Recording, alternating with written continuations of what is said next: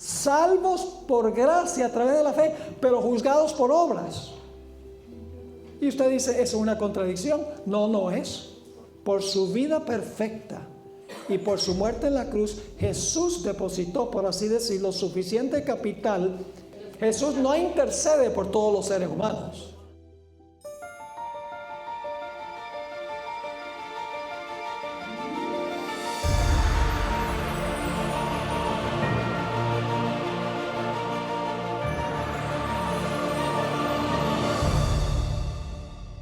Muy bien, lo primero que queremos hacer es orar y luego pedirle al Señor que nos ayude a entender lo que vamos a estudiar esta noche. Vamos a repasar después de eso lo que estudiamos anoche, porque indudablemente hay personas que no pudieron estar anoche. Así que oración, repaso y luego material nuevo. Oremos. Padre Celestial, gracias te damos por el buen día que nos has concedido. Gracias por la vida, por la salud, por el privilegio de conocerte como nuestro gran Padre, nuestro Dios. Pedimos ahora que abrimos tu santo libro, que tu Santo Espíritu, quien inspiró ese libro, pueda estar en nuestro medio para abrir nuestras mentes para entender tu palabra.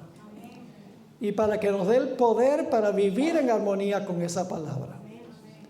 Pedimos la presencia permanente tuya aquí. Ayúdanos a entender, particularmente los que nos están visitando. Te ruego, Señor, que abra sus mentes para que puedan tener una comprensión clara. Gracias te damos por el privilegio de la oración y sabemos porque has escuchado esta oración. Te pedimos esto en el nombre incomparable y precioso de Cristo, nuestro Salvador. Amén. Muy bien, vamos a repasar lo que estudiamos anoche. Ustedes me van a ayudar a repasar. La salvación, ¿verdadero o falso? ¿La salvación es un evento o un proceso? Un proceso. Oh, muy bien. Sacaron perfecta la primera pregunta. La segunda pregunta es, ¿cuántos pasos toma Dios en el plan de la salvación? 7. Oye, están afilados ustedes. 7 pasos. ¿Y en qué edificio toma esos 7 pasos? En el santuario, muy bien. ¿Y a dónde comienza el proceso? En el campamento. ¿Y qué hace Jesús en el campamento cuando vino a esta tierra a vivir? Vino para vivir una vida de perfecta justicia. Es decir, el Señor Jesucristo vino para tejer un manto de justicia para poder cubrir nuestra desnudez espiritual. Luego, ¿a dónde se movió Jesús? Se movió al atrio. ¿Y cuál es el primer mueble en el atrio? El altar del sacrificio, que representa ¿qué obra de Jesús? Su muerte en la cruz. ¿Y qué hace Jesús en la cruz? Carga los pecados de los creyentes. Muy bien, estaban prestando atención. Carga los pecados ¿de cuántos? De toda la raza humana. Paga la culpa por todos los pecados que se han cometido y se cometerán. Luego se movió ¿a dónde? Al lavacro, a la fuente. ¿Y qué representa la fuente o el lavacro? Representa la resurrección de Cristo Jesús. Ahora, ¿cuál de estos 3 es más importante? La mayoría de los cristianos dicen que el punto más importante es la cruz. Estoy de acuerdo que es muy importante. Pero si Jesús no vive una vida perfecta, su sacrificio no hubiera sido aceptado. Y si Cristo no muere, no cargó nuestros pecados, estamos condenados. Y si no resucitó, no podemos recibir perdón. Vana es nuestra fe si Jesús no resucitó, porque Él tiene que tomar el cuarto paso, que es su intercesión.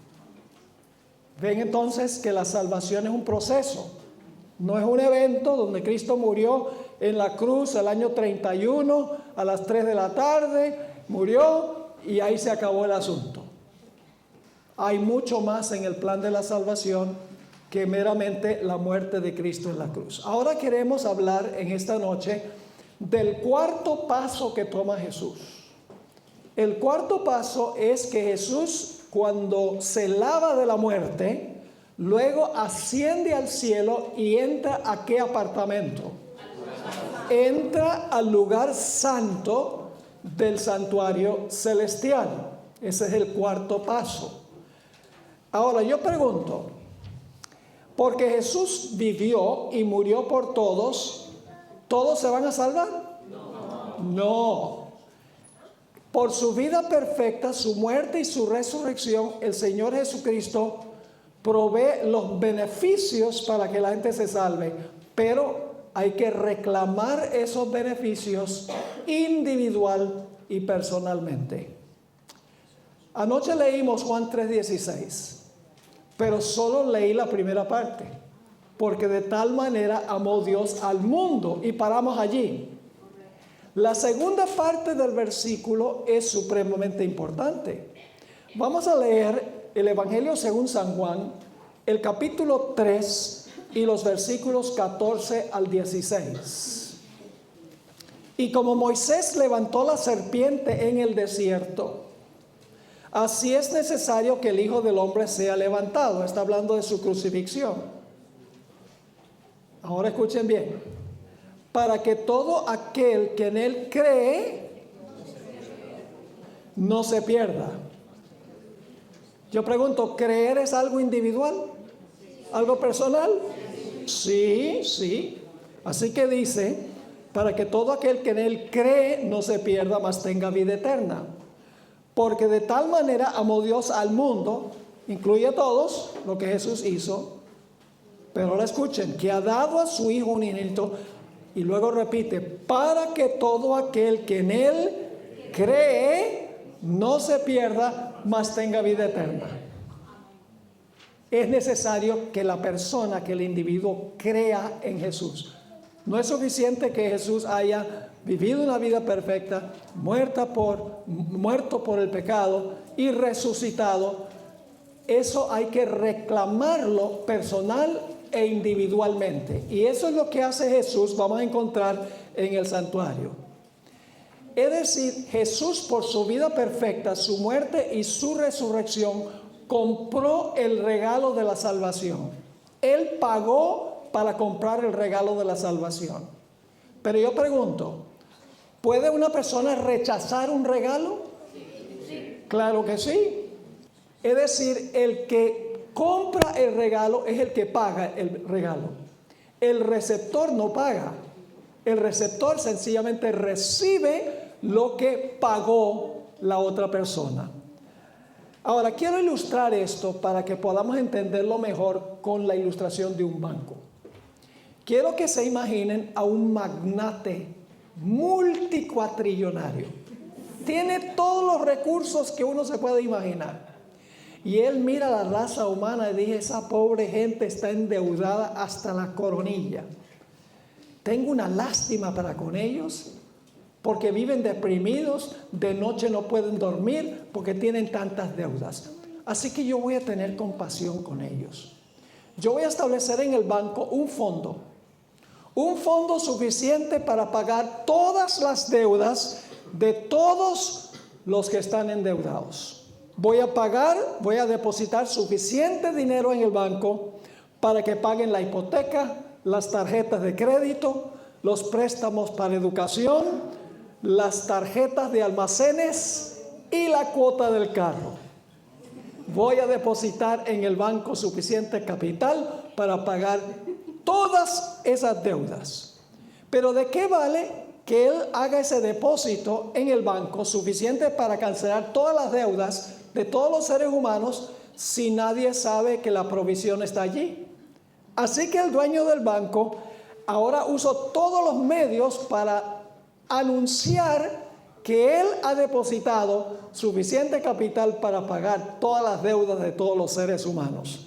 por palabra de boca, por televisión, por radio, por internet, por teléfono, por la prensa, por Facebook, Twitter, WhatsApp, Zoom, etc. Él anuncia que hay un fondo en el banco suficiente para pagar todas las deudas de los seres humanos. No hay razón para quedar endeudado. Pero ahora escuchen, hay una condición para que la persona se beneficie de ese fondo. Y es que en primer lugar, la persona tiene que haberse arrepentido de endeudarse tanto. Tiene que estar dispuesto de confesar que hizo mal al endeudarse. Y debe confiar que la promesa del que hizo el depósito en el fondo va a cumplir con lo que él prometió. Y la persona tiene que venir al banco para sacar el capital. ¿Están entendiendo esto? Tiene que venir arrepentido, confesando que hizo mal, confiando que el que prometió va a cumplir su promesa. Y entonces lo que hace el dueño del banco es que el dueño del banco cancela la deuda de la persona. El Señor Jesucristo, cuando murió en la cruz y cuando vivió y resucitó, depositó suficiente capital de salvación en el banco celestial para salvar a cada ser humano que jamás haya vivido en este planeta. El fondo está allí, la provisión está allí, pero el pecador tiene que reclamar la provisión personal e individualmente. Tiene que venir al dueño del banco. En este caso es Cristo Jesús el que hace el depósito.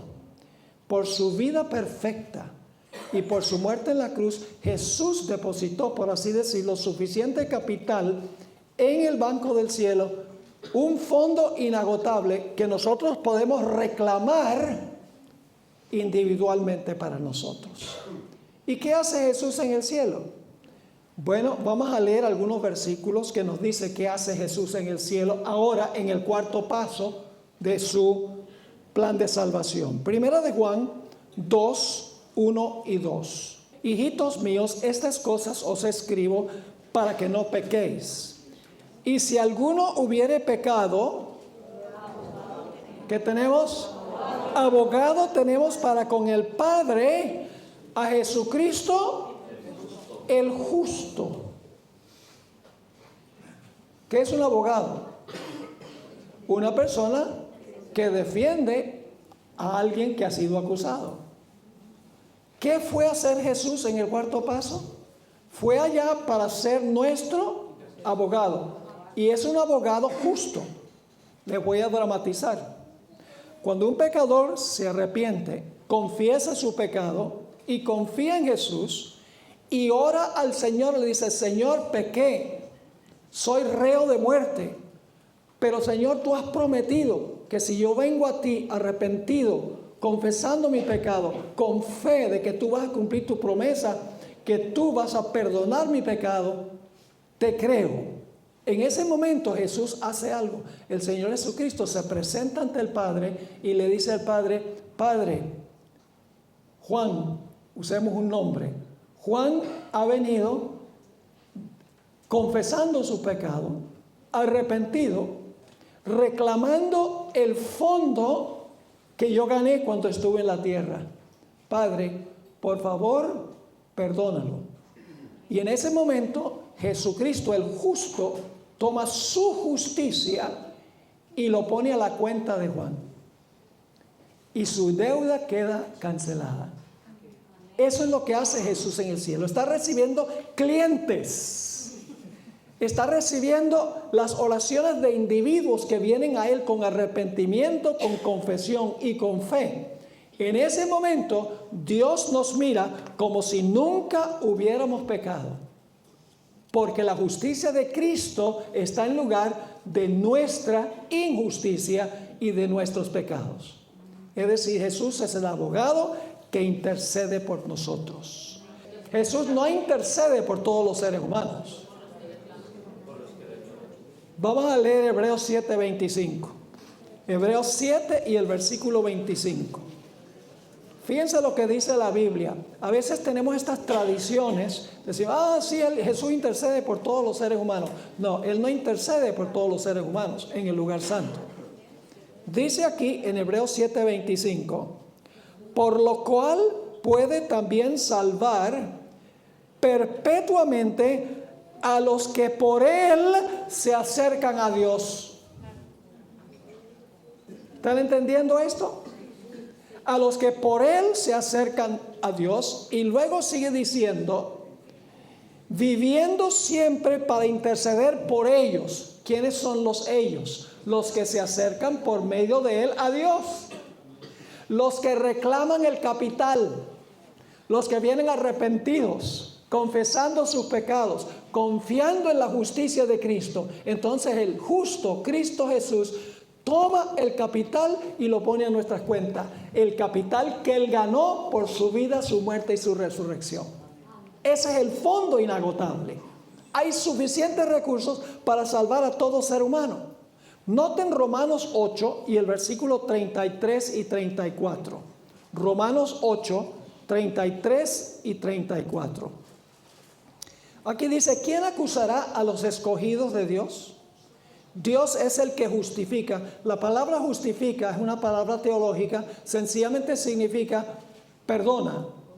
Cuando ustedes encuentran la palabra justificar, significa perdonar, es un sinónimo. En unos momentos voy a leer una cita que comprueba eso. ¿Quién acusará a los escogidos de Dios? Dios es el que justifica. ¿Quién es el que condenará? Cristo es el que murió, más aún el que también resucitó, el que además está a la diestra de Dios, el que también intercede por nosotros.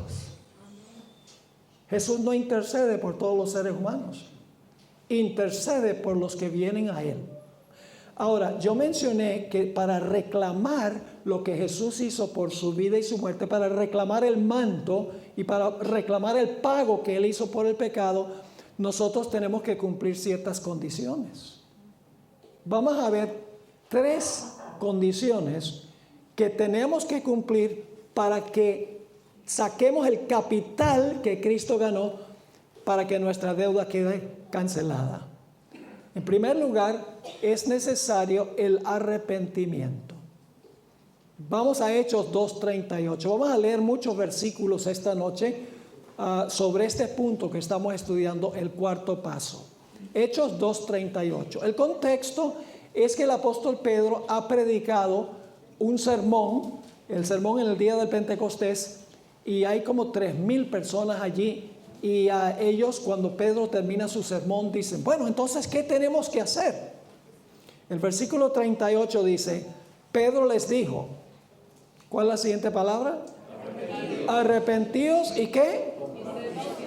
Y bautícese cada uno de vosotros en el nombre de Jesús para perdón de los pecados. ¿Cuándo es que recibimos perdón de los pecados? Cuando nos arrepentimos y nos bautizamos, porque en el bautismo enterramos los pecados en las aguas bautismales. Así que aquí dice claramente que recibimos perdón cuando nos arrepentimos y venimos a Jesús. Y luego dice, y recibiréis el don del Espíritu Santo. Como cuando Jesús se bautizó, recibió el Espíritu. De la misma manera, cuando una persona se arrepiente, tiene fe en Jesús, sus pecados son sepultados en las aguas. Fíjense que los pecados no fueron perdonados en la cruz. ¿Cuándo son perdonados los pecados? Dice, arrepentíos y bautícese cada uno para perdón de pecados. Yo pregunto, ¿eso es individual, ese asunto de arrepentirse? Sí, porque dice, arrepentíos y bautícese cada uno.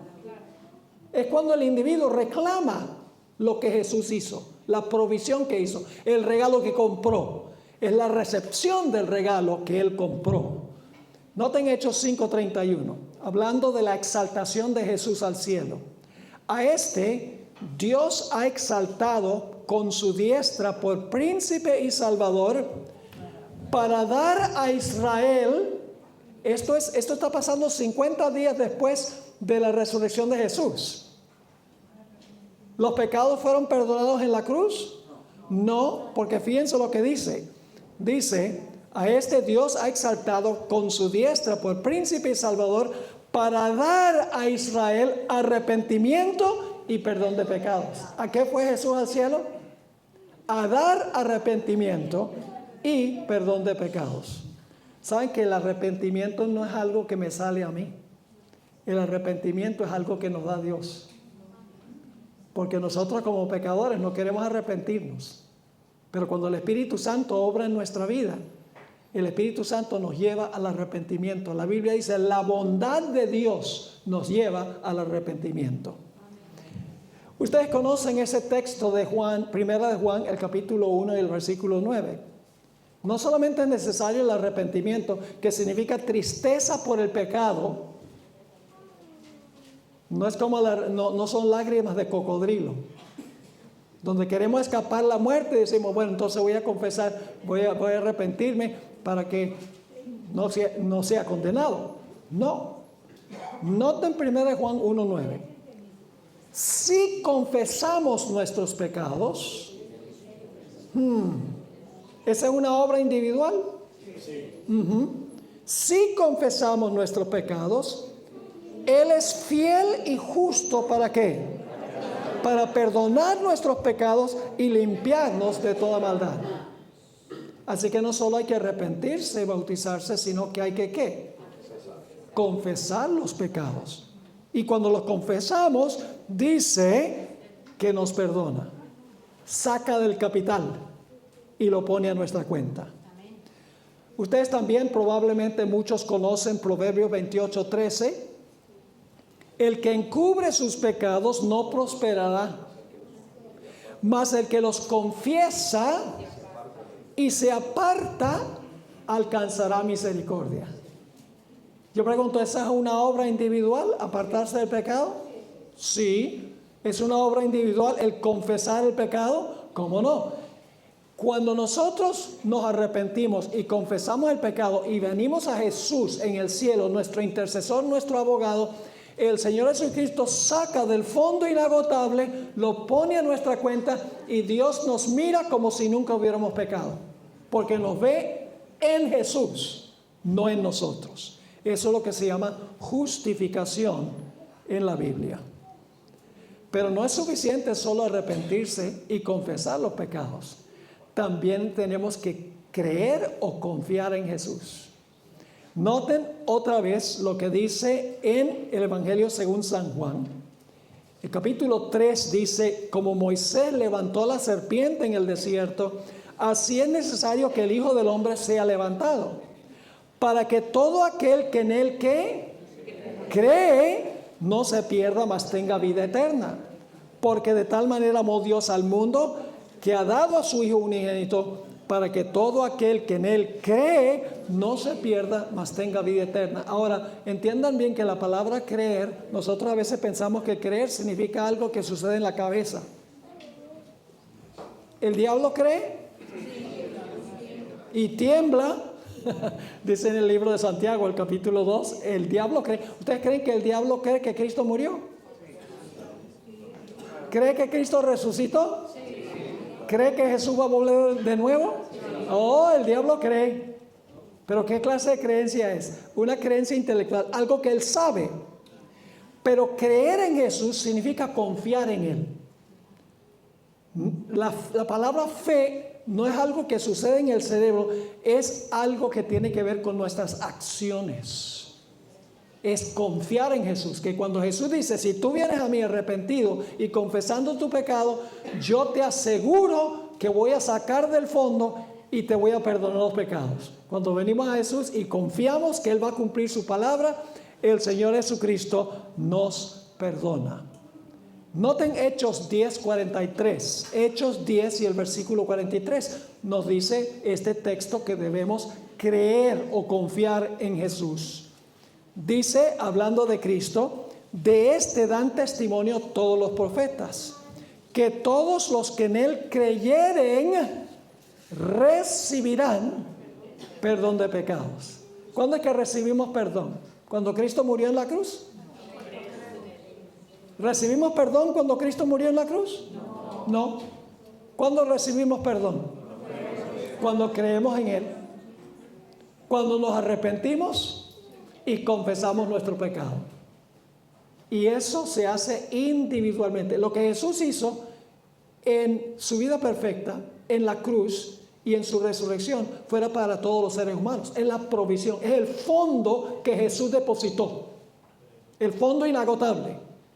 Hay suficiente para que cada persona reclame ese fondo. Pero yo pregunto, si una persona no viene y reclama ese fondo de salvación, ¿qué va a pasar con esa persona?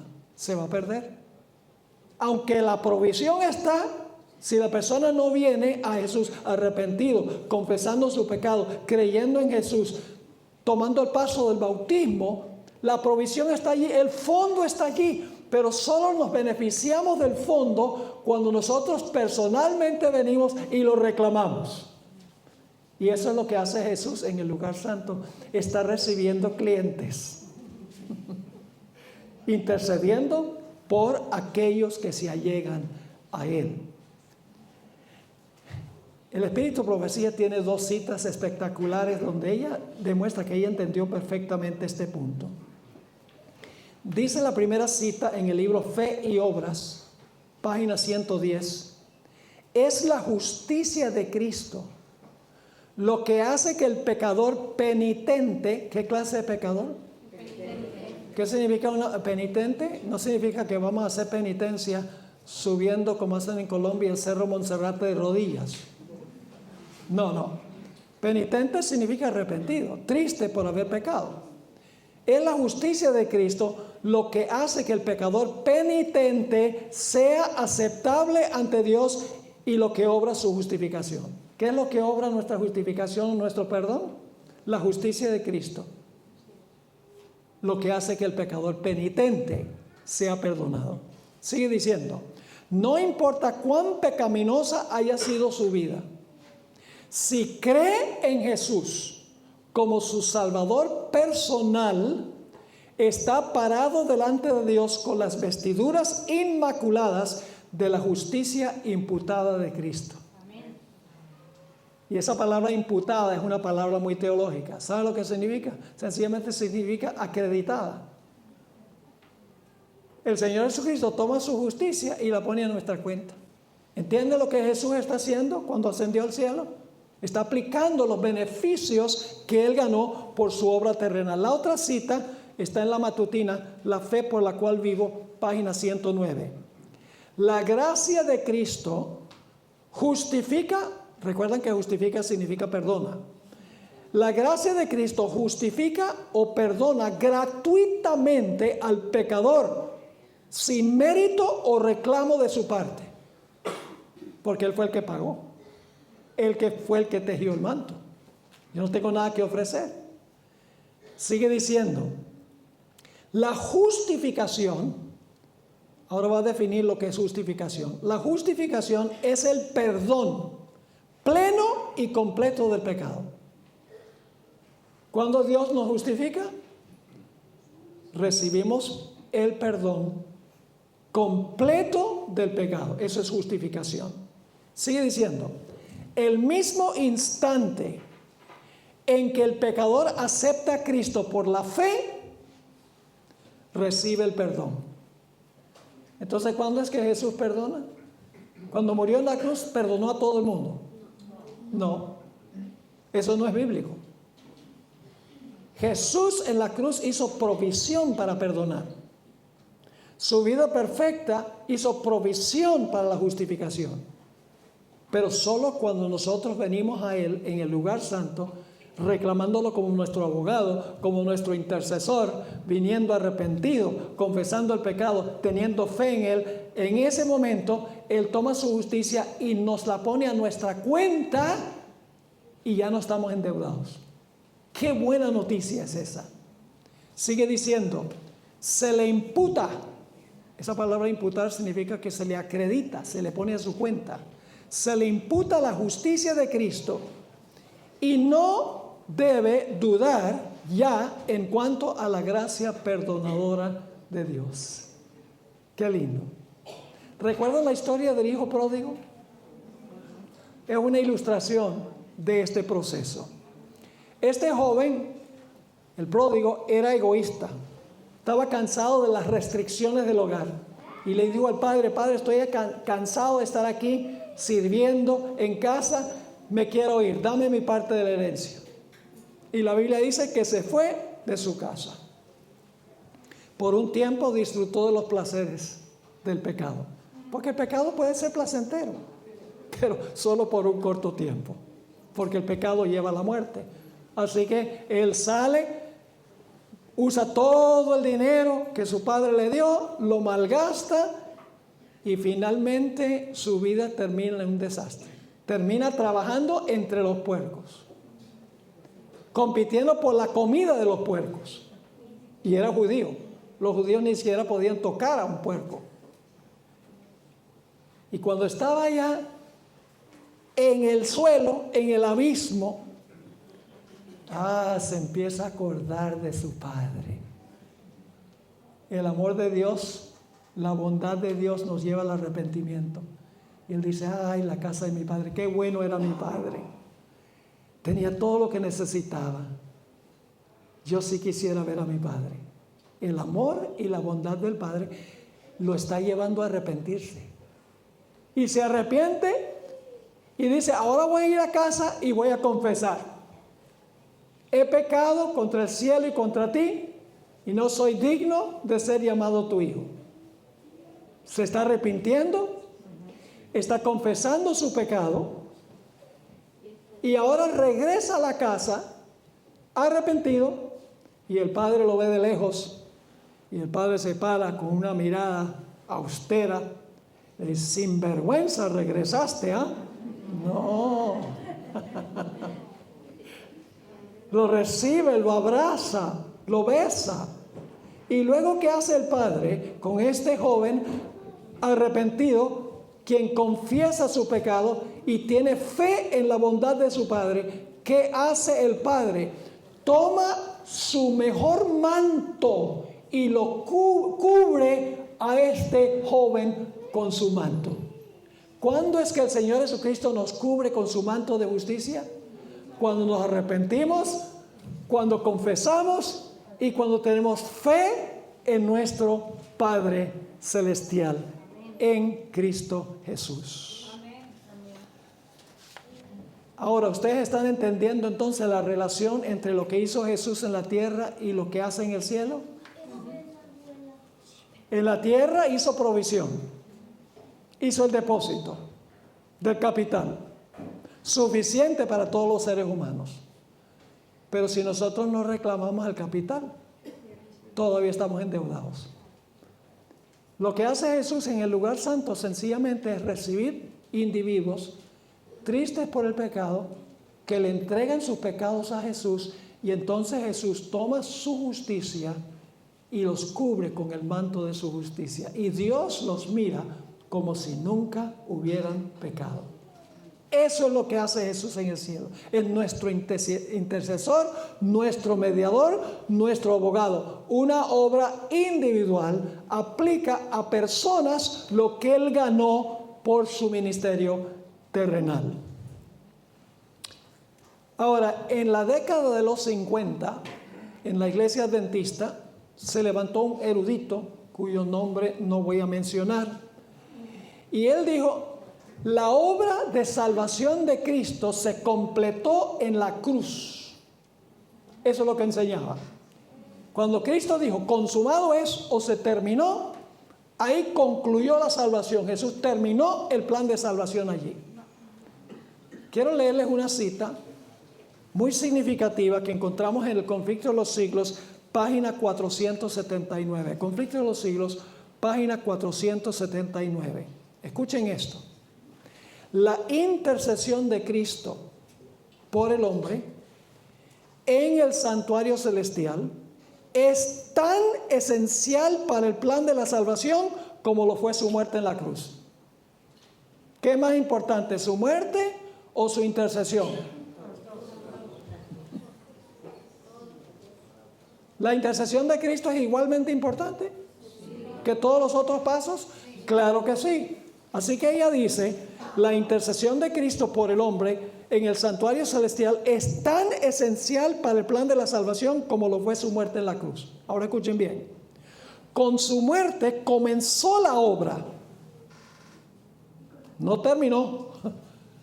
Dice, con su muerte comenzó la obra que después de su resurrección fue a completar en el cielo. ¿Jesús está completando el plan de salvación en el cielo? Sí. No como provisión, sino como aplicación. ¿Qué es más importante, la provisión que hizo Jesús o la aplicación de eso a cada individuo que viene a Él? Los dos son igualmente importantes. Completó la provisión por su vida, su muerte y su resurrección. Pero aplica los beneficios a los que creen en Él. Todavía esa es una obra que Cristo desempeña.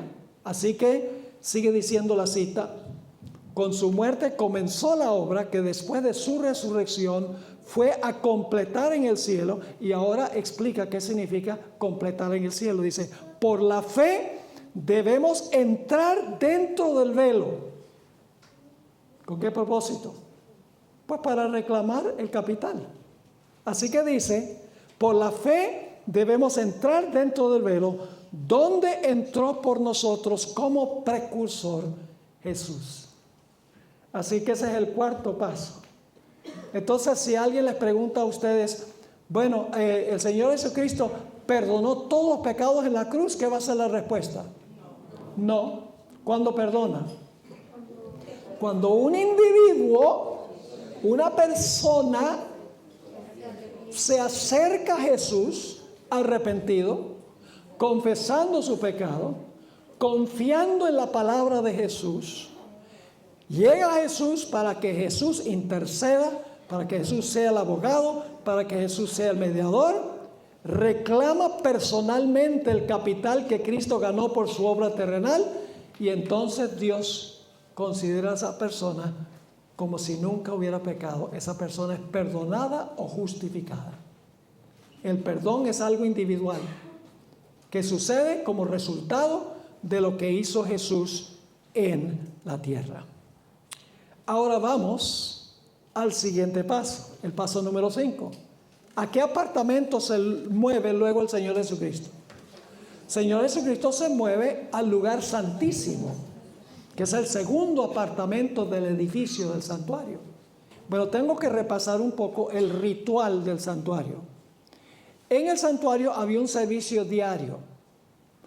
Uno de los sacrificios era que el pecador traía un cordero o un animal sin mancha al atrio del santuario, al altar, colocaba su mano sobre la cabeza de la víctima, confesaba su pecado sobre la cabeza de la víctima, luego entonces era sacrificado el animal, porque cargaba ahora el pecado que había sido transferido del pecador a la víctima, y luego entonces el sacerdote tomaba la sangre de la víctima que llevaba el registro del pecado e introducía la sangre en el lugar santo del santuario, en el velo del lugar santo del santuario.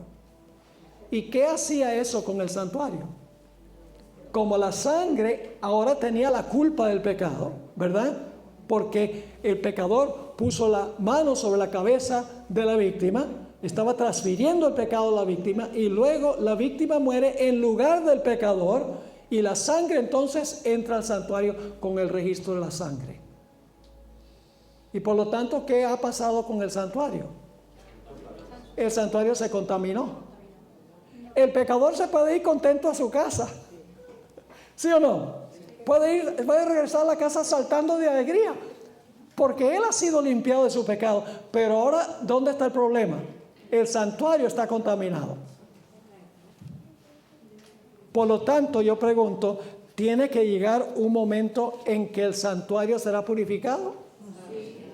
¿O es que Dios va a dejar todo ese registro de pecado en el santuario por la eternidad? No, el santuario tiene que purificarse.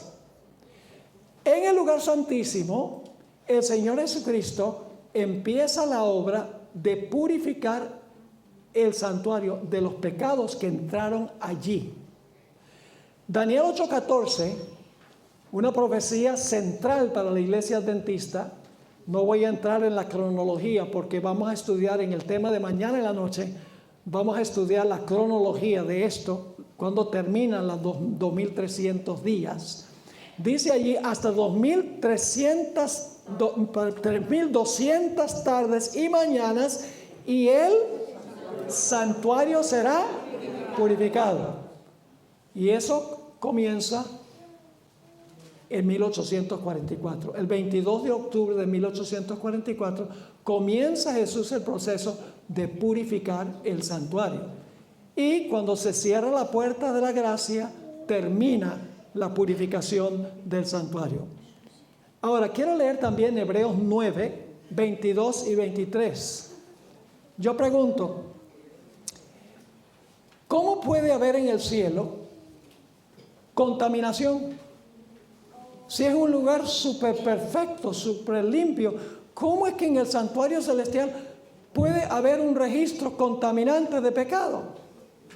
La gente dice entonces no, los pecados no entran al santuario celestial porque no hay nada contaminado en el cielo. Permítame explicar esto de otra forma para que puedan entender. ¿El Señor Jesucristo alguna vez pecó? No. ¿Era absolutamente santo? Sí. ¿Limpio? Sí. Pero yo pregunto, ¿se le puso el pecado encima? Entonces, si un ser absolutamente perfecto se le puede poner el pecado y contaminar al que es perfecto, entonces también se puede contaminar un lugar perfecto en el cielo. El punto clave, hermanos y hermanas, es que el pecado no le pertenecía a Jesús. Se le imputó, se le atribuyó, pero no era de él. Igualmente, los pecados que entran al santuario no son del santuario. Se le imputan al santuario hasta que Cristo tome el sexto paso en su obra. Y vamos a hablar de eso en unos momentos. Noten Hebreos 9, 22 y 23.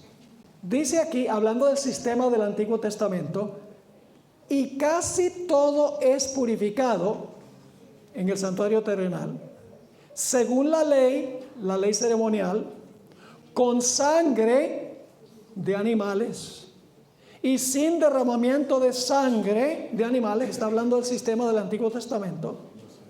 No se hace remisión de pecados. Remisión es lo mismo que perdón.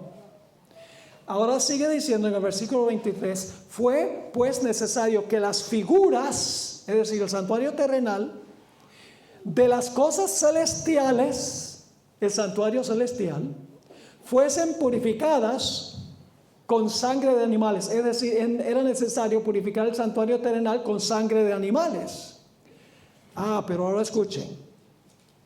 Pero las cosas celestiales mismas, con mejores sacrificios que estos. Es decir, el santuario celestial tiene que purificarse con mejores sacrificios que los sacrificios de animales en el Antiguo Testamento, porque la sangre de toros y machos cabríos no puede quitar el pecado. ¿Qué es lo que purifica el santuario celestial? La sangre de Cristo Jesús. Ahora, los pecados del pecador entonces entraban al santuario durante el curso del año. Pero ahora yo pregunto, ¿hay personas que tienen lágrimas de cocodrilo? ¿Que lo que quieren es escapar del castigo? Oh, sí. Tenemos el ejemplo de Adán y Eva. Después que Adán y Eva pecaron, ¿estaban arrepentidos? No. Estaban tristes por las consecuencias, pero no del pecado. ¿Y cómo sabemos eso? ¿Saben cuál es la mayor señal de que una persona no está arrepentida? Que le echa la culpa a los demás. Sí, yo le pegué, pero yo dije eso, pero me probó la paciencia. Cuando Dios viene y le dice a Adán, ¿qué has hecho? La mujer que me diste. Y viene la mujer y dice, ¿qué hiciste? A la serpiente que tú hiciste. No estaban arrepentidos. ¿Saben cuándo realmente se arrepintieron? Cuando a Adán le tocó ofrecer el primer sacrificio en un mundo donde no había muerte. Y Dios le dijo, ese animal representa a tu creador que va a ir a la tierra y va a sufrir la muerte en lugar de ti por tu pecado. En ese momento él entendió la terrible seriedad del pecado. Estaba verdaderamente arrepentido. Una cosa es estar triste por el pecado y otra estar triste por las consecuencias que va a aportar el pecado. ¿Me están entendiendo lo que estoy diciendo? Cuando yo era niño, a veces me portaba mal y mi papá me mostraba la correa. Y decía, te voy a dar fuete, decía. ¿Sabes lo que yo decía? Ay, no, papá, perdón. ¿Ustedes creen que yo estaba arrepentido de lo que había hecho? No, tenía miedo de la correa. Falso arrepentimiento. Tristeza por lo que puede aportar el pecado y no tristeza por el pecado mismo, por lo que le hizo a Cristo Jesús, el Salvador. ¿Cómo sabemos nosotros que el arrepentimiento es genuino? La única forma, hermanos y hermanas, es porque hay una reforma en nuestra vida. Hay un cambio en nuestra conducta. Salvos por gracia a través de la fe, pero juzgados por obras. Y usted dice, ¿eso es una contradicción? No, no es. Porque las obras demuestran si la fe es genuina. Jesús nos dijo, por su fe los conoceréis, por sus frutos los conoceréis. La vida cambiada y reformada demuestra que tenemos una conexión con el Salvador, que realmente estamos tristes por el pecado, estamos arrepentidos, venimos confesando a Jesús, miserable de pecador soy, el pecado te llevó a la cruz. Pero Señor, vengo confiado de que tú, si me arrepiento y confieso mi pecado, vas a poner tu justicia a mi cuenta. Ese es arrepentimiento genuino, pero hay arrepentimiento falso. No somos salvos por fe sola. No somos salvos por obras solas. No somos salvos por fe más obras. Somos salvos por una fe que obra. Porque una fe que no obra no es fe. ¿Cuál es el capítulo de la fe en la Biblia? El capítulo de la fe es Hebreos 11.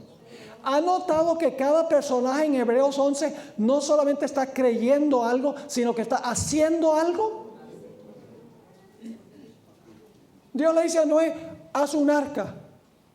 ¿Y qué dice Noé? Gracias, Señor, yo tengo fe en lo que tú dices. ¿Cómo mostró Noé su fe? Sacó los martillos y la madera. Abel ofreció un sacrificio. Moisés salió de Egipto.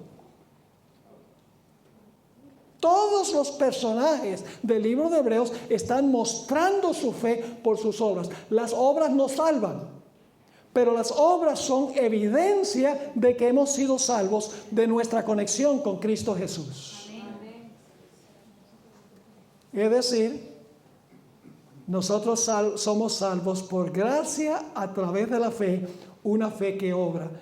El Señor Jesucristo, después de dar todas las señales de la segunda venida, en Mateo 24, después de eso hay 3 parábolas de Jesús. Una de esas parábolas es la de los talentos. El que no invirtió su talento se pierde. Está la parábola de las 10 vírgenes. Todas profesaban ser creyentes, pero 5 eran falsas. Y cuando se cerró la puerta estaban perdidas. Y tenemos la parábola de los cabritos y los corderos. Todas esas parábolas se están hablando a los que profesan a Cristo Jesús. Pero hay creyentes genuinos y hay creyentes falsos. Libro Conflicto de los Siglos, página 455 y 456, dice esto: una reforma en la vida es la única prueba de un verdadero arrepentimiento. Y luego describe el verdadero arrepentimiento. Amaban lo que antes aborrecían y aborrecían lo que antes amaban. Los orgullosos y tercos se volvían mansos y humildes de corazón. Los vanidosos y arrogantes se volvían serios y discretos. Los profanos se volvían piadosos, los borrachos sobrios y los corrompidos puros. Las vanas costumbres del mundo eran puestas a un lado. Los cristianos no buscaban el adorno exterior del rizado de los cabellos, el ataviarse con joyas de oro o de la compostura de los vestidos, está citando al apóstol Pablo, sino el oculto del corazón, que consiste en la incorrupción de un espíritu manso y tranquilo, que es la hermosura en la presencia de Dios. ¿Qué es lo que hace Jesús en el cielo, en el lugar santísimo, en su quinto paso? Es muy sencillo. En el juicio, Él va a examinar el caso de cada persona que profesó su nombre, para revelar a los seres celestiales si el arrepentimiento fue genuino o no. Ese es el propósito del juicio. Y solamente juzga a los que profesan haber creído en Jesús. Los impíos, esos casos no son examinados en el lugar santísimo antes de la segunda venida de Jesús. Solamente los que profesaron a Jesús se van a examinar sus obras para ver si su fe fue genuina o no. Encontramos aquí en el libro Palabras de Vida del Gran Maestro una explicación. Mientras los hombres moran todavía en la tierra, se verifica la obra del juicio investigador en los atrios del cielo. Delante de Dios pasa el registro de la vida de todos sus profesos seguidores. ¿Cuáles nombres surgen? Todos sus profesos seguidores. Todos son examinados según lo registrado en los libros del cielo y según sus hechos. Queda para siempre fijado el destino de cada uno. ¿Son importantes los hechos? ¿O solamente es suficiente creer en la cabeza? Los hechos comprueban si la persona realmente está conectada con Jesús. Ahora algunos dicen, pastor, pero ¿por qué Dios va a examinar los casos de todos los que profesaron el nombre de Jesús? ¿Acaso Dios ya no sabía si son genuinos o no? ¿Ustedes creen que Dios sabe quién es un creyente genuino y quién es uno falso? Claro que lo sabe. Entonces, ¿para qué un juicio? Porque el juicio no es para Él. El juicio es para bien de los seres celestiales. Para que ellos puedan ver que Dios ha sido perfectamente justo en tratar cada caso en el juicio. ¿Qué pensarían ustedes de un juez que viene un acusado delante del juez y no hay una investigación del caso, no se presenta evidencia ni nada, y dice el juez, te condeno a cadena perpetua? Y los que están viendo, perdón, si no se hizo una investigación o un juicio. Yo no necesito ningún juicio porque yo sé todo. ¿Qué pensaría la gente de un juez así?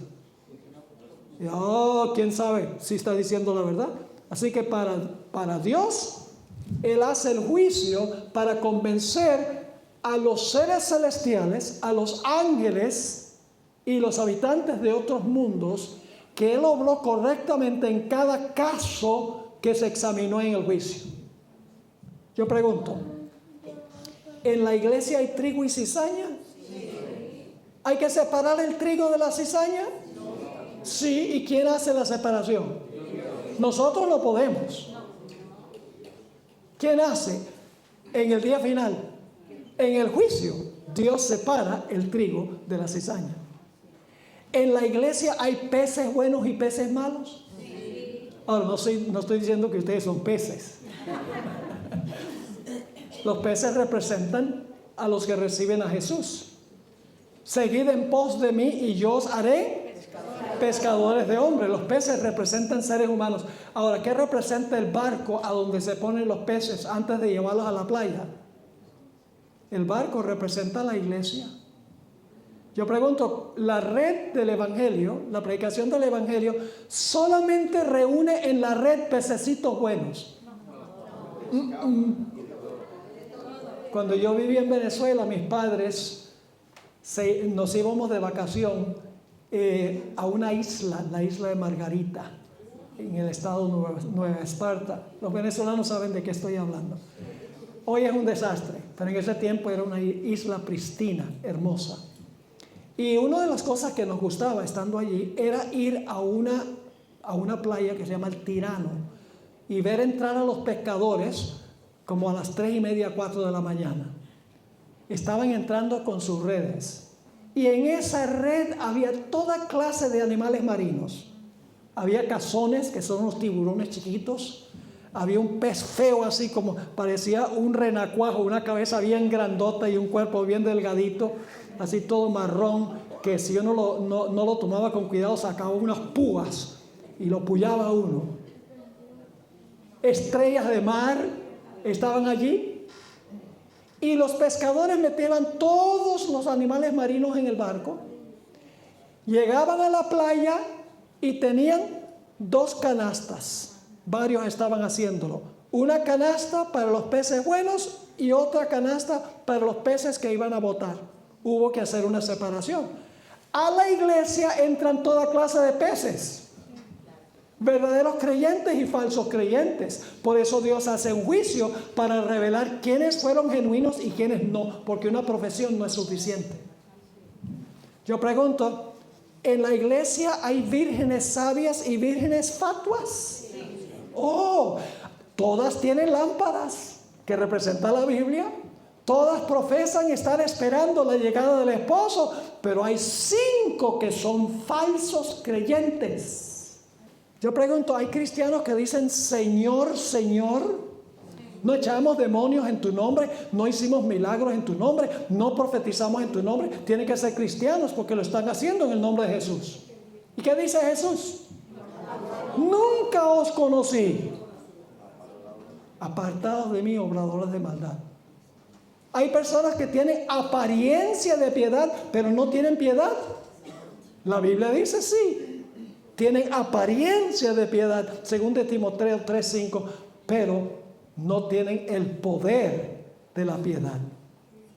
Yo pregunto, aún en el clero, ¿hay aquellos que se disfrazan como ministros de justicia? Oh, ya. Hay individuos que se disfrazan, son lobos y se disfrazan de ovejas. Todo esto está en la Biblia, lo que yo les estoy mencionando ahora. Por eso hay que hacer el juicio, para mostrar quién fue un creyente genuino, los pecados de quién pueden ser purificados del santuario. ¿Están entendiendo esto?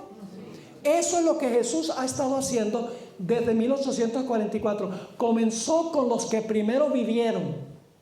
Es decir, hubiera comenzado con Adán y luego con Eva y así sucesivamente todas las generaciones, y termina con los que van a estar vivos cuando el Señor Jesucristo regrese en poder y gloria.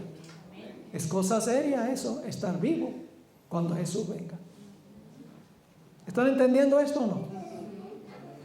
Es decir, se va a demostrar quiénes fueron genuinos recipientes de los beneficios que ganó Jesús con su vida, su muerte y su resurrección.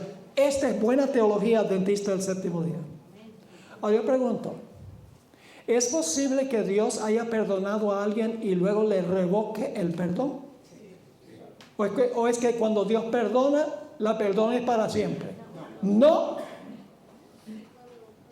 Y usted dice, ¿la Biblia entonces enseña que Dios puede perdonar a alguien y entonces puede revocar el perdón? Sí.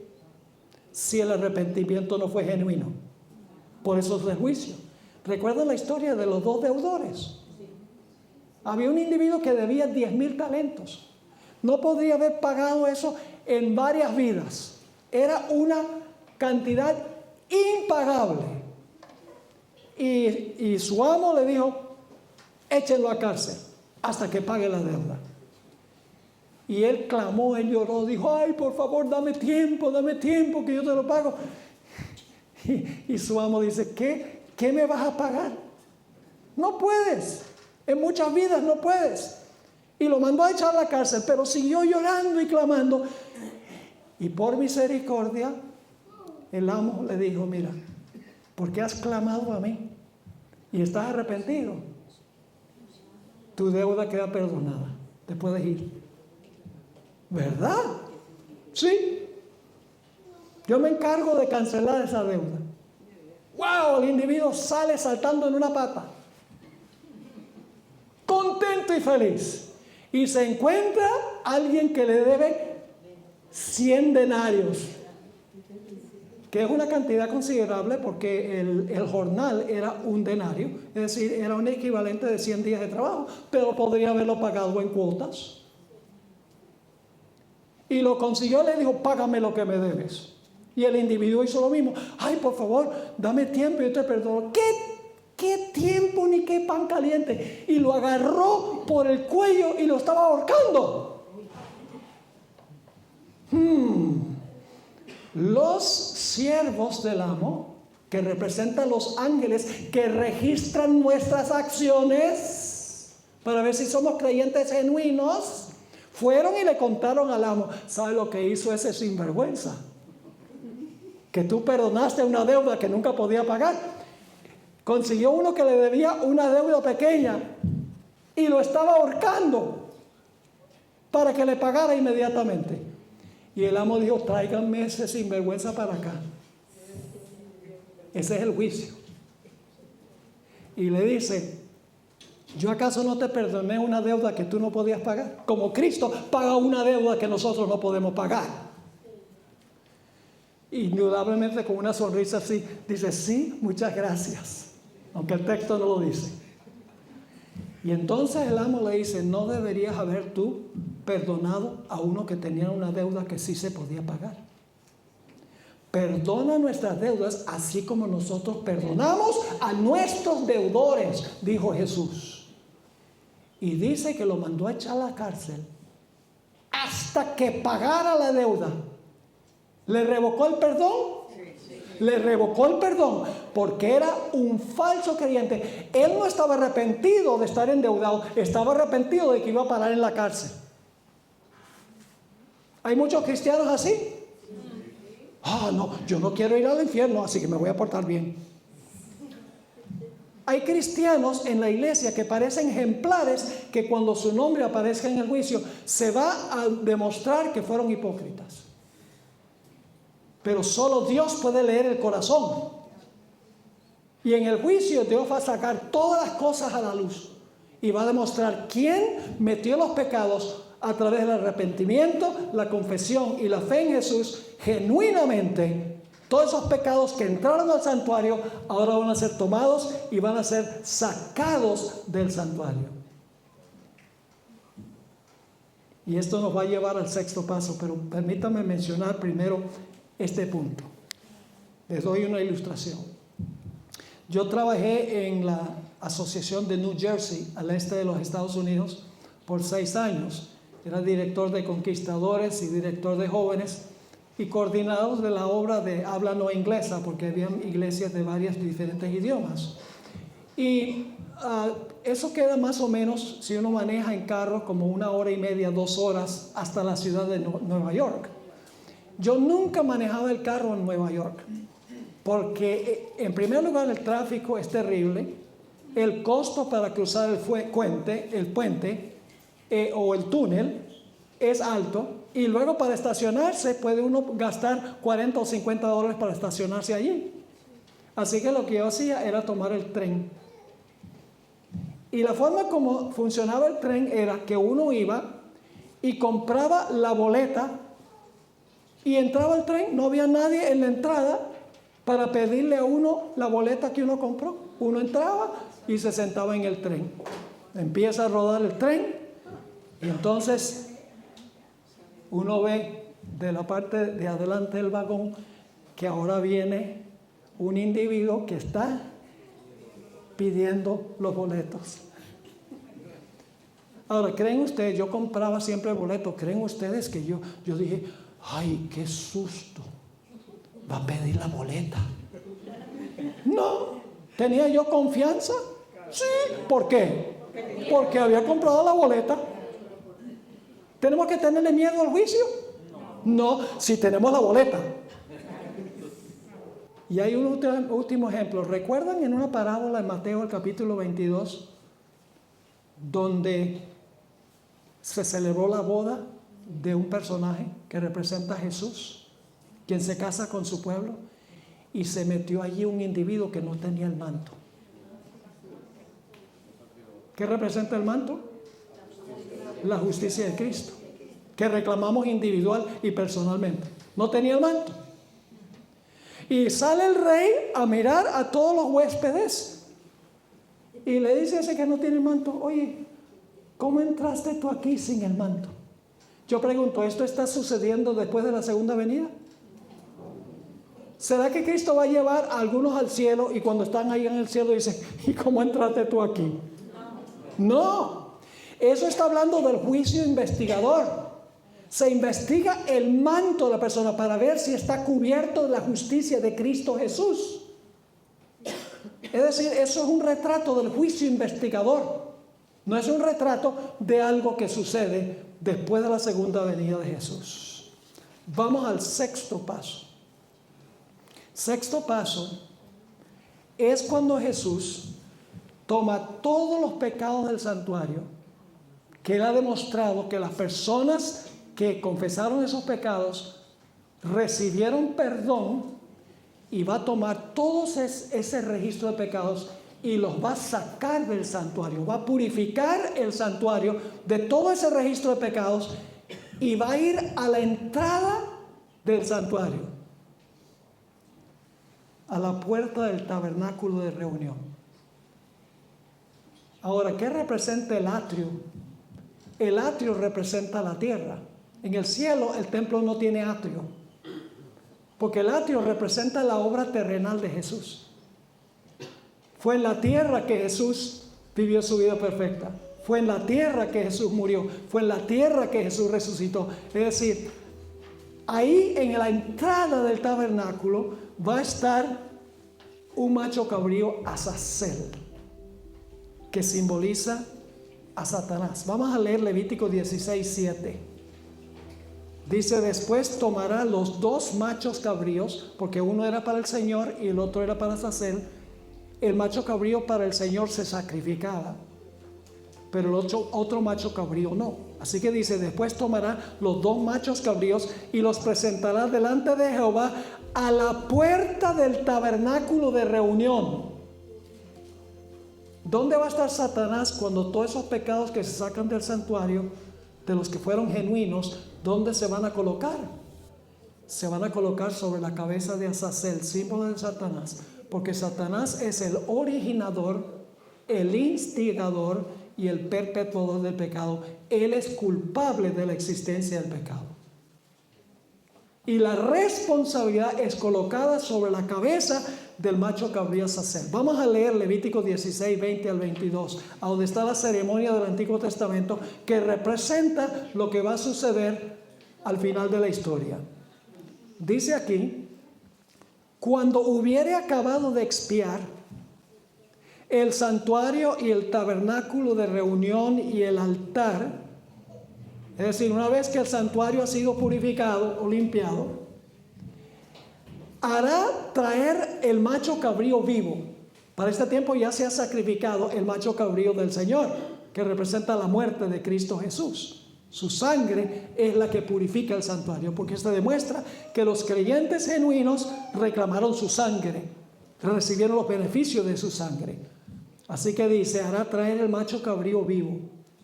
Y ahora escuchen: y pondrá a Aarón sus dos manos. El servicio diario era una mano, pero pondrá sus dos manos sobre la cabeza del macho cabrío vivo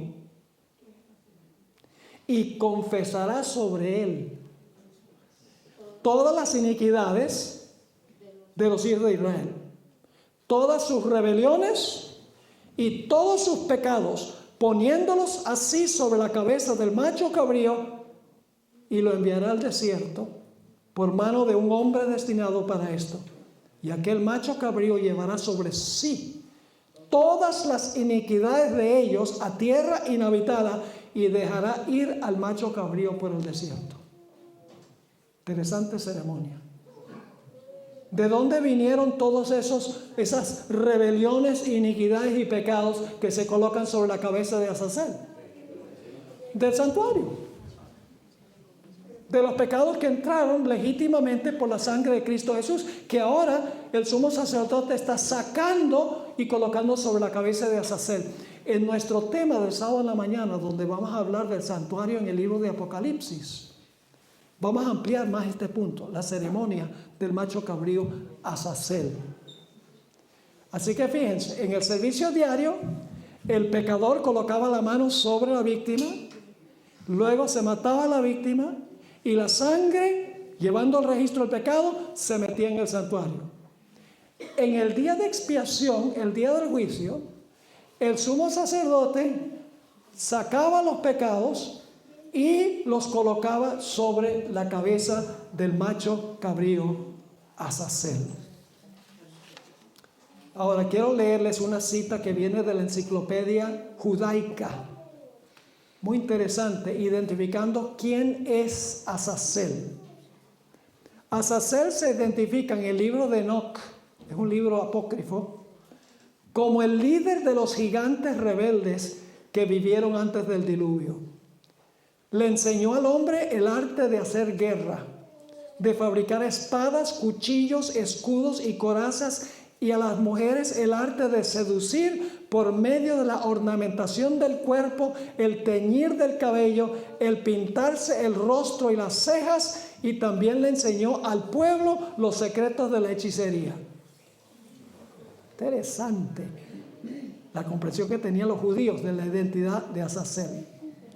Finalmente Dios le mandó al ángel Rafael, que la Biblia no menciona, que lo atara y encadenara a las rocas ásperas y escarpadas del Duduel, a donde ha de habitar en las tinieblas totales hasta el gran día del juicio, cuando será echado al fuego para consumirse para siempre. ¿Quién es este personaje? ¿Quién es este Azazel? Este Azazel no es más ni menos que Satanás. Él fue el que hizo todo esto que menciona esta cita de la enciclopedia judaica. ¿Saben dónde se cumple esto? Durante los 1000 años. Después de la segunda venida de Jesús, Satanás estará en este planeta sin habitantes. Porque cuando Cristo regrese, todo pecador que se quede aquí va a perecer. En el milenio no habrá habitantes vivos en este planeta. Solamente Satanás y sus ángeles, que no son humanos, son angélicos. No solo estará esta tierra sin habitantes, sino estará en una condición desértica. Jeremías 4 dice que miré la tierra y estaba desordenada y vacía, como antes de la semana de la creación. Y los cielos, y no había en ellos luz. Ahí le va a tocar a Satanás permanecer cargando la culpa del pecado por 1000 años. Y él sabe lo que le espera después de los 1000 años. Yo pregunto, ¿cómo puede engañar Satanás? Porque tiene gente. Pero si pierde toda su gente, ¿tiene poder para engañar? No. El atar de Satanás significa que todos los que engañan están muertos. Y el desatar a Satanás después de los 1000 años significa que los impíos resucitan y nuevamente tiene a quienes engañar. ¿Están entendiendo eso? Y entonces, fíjense, Dios ha convencido a todos los seres celestiales que Él fue justo en salvar a algunos y condenar a otros. Durante los 1000 años también hay un juicio. Los que son fieles a Dios serán llevados al cielo durante los 1000 años. Y el apóstol Pablo dice que van a juzgar al mundo. 1 Corintios 6, 1 al 3, van a juzgar al mundo y van a juzgar a los ángeles. ¿Cuáles ángeles? Satanás y sus ángeles. Y van a pronunciar juicio. ¿Por qué hace Dios un juicio durante los 1000 años? Porque los fieles que fueron al cielo van a darse cuenta que no hay ciertas personas que ellos Estaban seguros que iban a llegar allá y no están.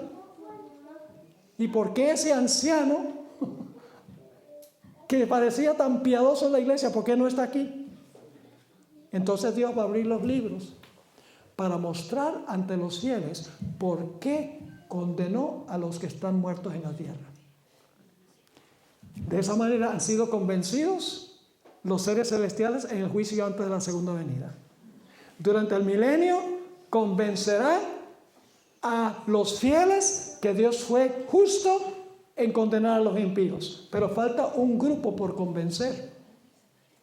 Y es Satanás y sus ángeles y los impíos. Y después del milenio, todo esto lo vamos a estudiar cuando en el tema del sábado en la mañana. Solamente les estoy describiendo lo que pasa. Y entonces Dios, después del milenio, cuando Satanás tenga otra vez todos sus seguidores para engañarlos, se van a preparar para atacar la santa ciudad, la nueva Jerusalén. Apocalipsis 20, 8 y 9 lo describe. Dice que el número de las tropas es como la arena del mar. ¿Cuánto es la arena del mar?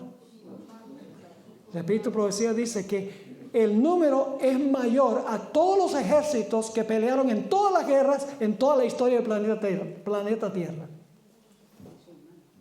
Tremendo. Y cuando están a punto de atacar la ciudad, Dios en visión panorámica por encima de la ciudad muestra toda la historia de la raza humana.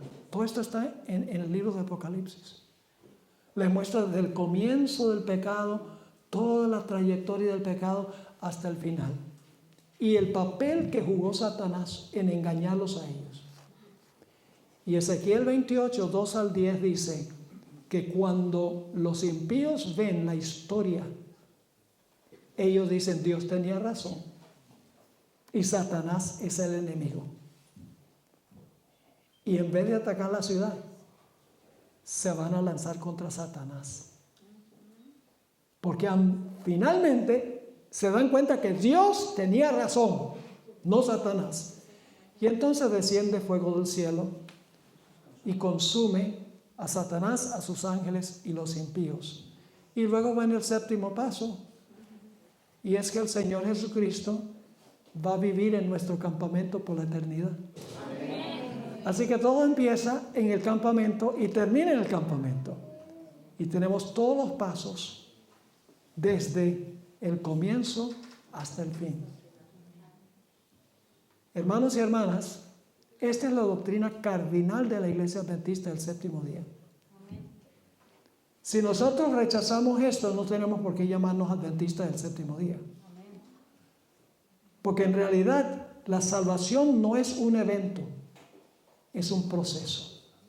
Y el propósito del proceso es que no queden cabos sin atar, que todo ser del universo confiese que Dios es justo y verdadero.